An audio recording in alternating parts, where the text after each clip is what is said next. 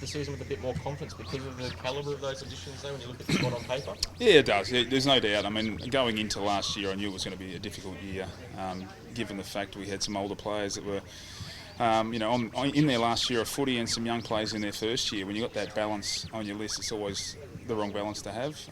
But look, the positive is we tried a lot of players. Most players for first year in the competition by, I think, 50 games. We're still able to eke out 7 wins given all those numbers. So there was some real positives to come out, even the difficulties of last year.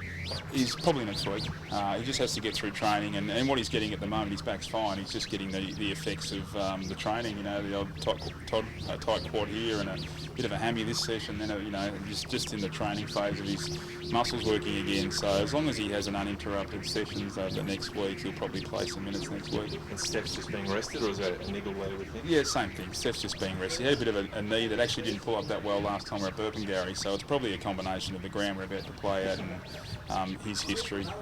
But yeah, and it also gives Archie an opportunity too, but Steph's probably the only one where we're putting a bit of a rest next to and a conservative approach. You obviously didn't get the chance to do the intro with the Cyclone, but I remember you saying at the time then you were looking forward to seeing some of the forwards have a run round, because there is certainly a spot up for grabs there this year. Yeah, we're still unsure of their forward mix, that's for sure. And that'll probably get played out tomorrow, won't it?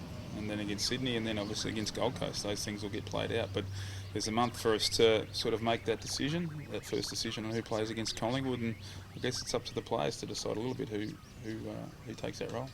A lot of teams play extremely young teams in this first match, Leppitsch, but you're more interested in sort of trying to build combinations and play risky and Beamsy straight away. Well, last year we played a young team, and we actually played Hawthorn, everyone remembers, who decided to play their premiership team. So, and this year they decided to play a young team. So every year coaches go about differently, I think, in their philosophy and in what they do for the 3 games. We've got 2 back-to-back games, other teams have 1, then a rest. So it all differs and everyone has a different theory. So this year we're at the state of our team where we're at and what we need. We need continuity and performance with our players, particularly our midfield that haven't played together a lot.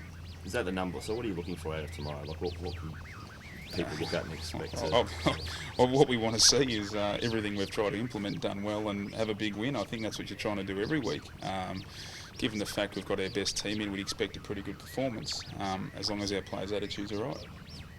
Another good news story for the academy with Harris Andrews in the squad. Have you been impressed with his development for the pre-season? He's terrific, Harris. He's an exciting type. I'm pretty excited about the way Harris plays. He's a young tall, which they tend to take a few years to develop, but for some reason he's sort of sped along his process quicker than most young talls, which is good. It's exciting for him. He's training really well in a lot of the scrimmage work we've done. He's been one of our best tall defenders. So, look, he's not out of the mix for round 1, that's for sure. Obviously, Stakes are just coming back, but how much footy do you think is going to be? It's our Stakes. We keep forgetting he's on the list sometimes. Actually, it's been gone that long, but no, it's terrific to see him back because whilst he's probably got one of the best looking bodies in the game, it hasn't worked that well the last couple of years.